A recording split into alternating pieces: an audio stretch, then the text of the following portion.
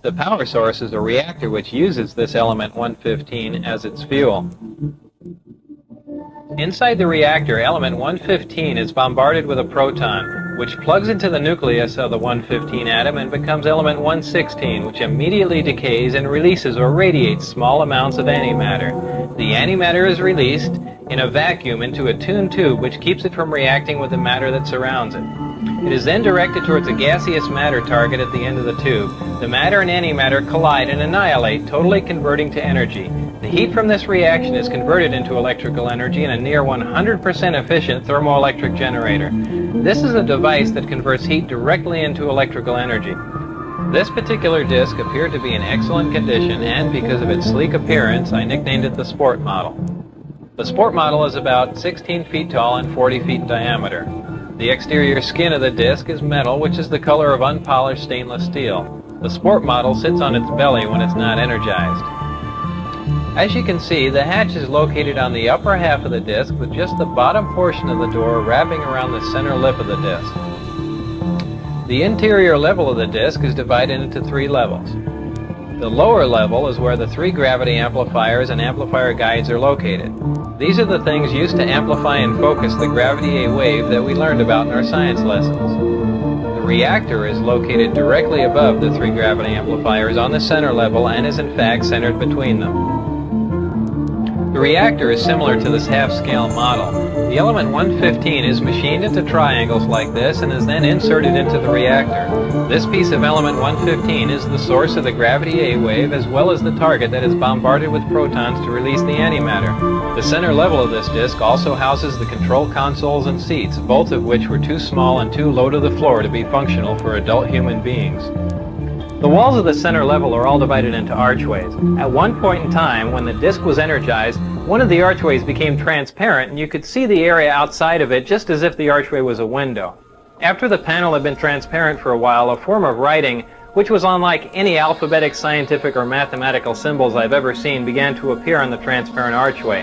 I was never given access to the upper level of the disc, so I can't enlighten you as to what the porthole-like areas are, other than I can assure you that they're not portholes. The S4 installation is built into the mountain and the 9 hangar doors are angled at about 60 degrees. These doors are covered with a sand-textured coating to blend in with the side of the mountain and the desert floor. My ID badge had a white background with 1 light blue and 1 dark blue diagonal stripe in the upper left-hand corner. At the bottom of the badge there were letters and numbers designating various areas including S4. The hangar was equipped with typical tools and extensive electronic equipment.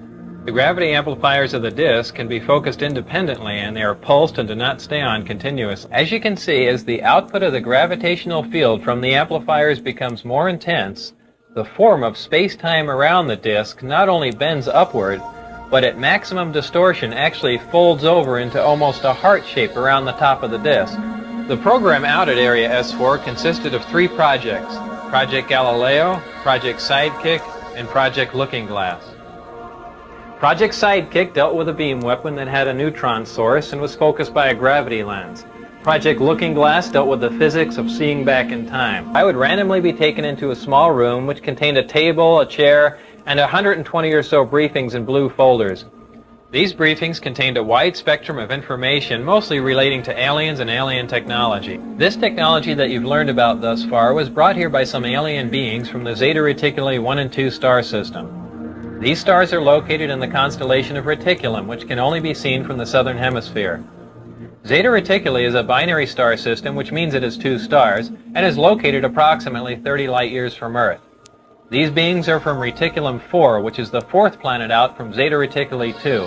A day on Reticulum 4 is 90 Earth hours long. The beings are 3 to 4 feet tall and weigh 25 to 50 pounds. They have grayish skin and large heads with almond-shaped wraparound eyes. They have very slight nose, mouth, and ear positions and are hairless.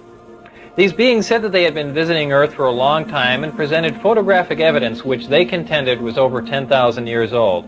There was an exchange of hardware and information in Central Nevada until 1979, at which time there was a conflict which brought the program to an abrupt halt.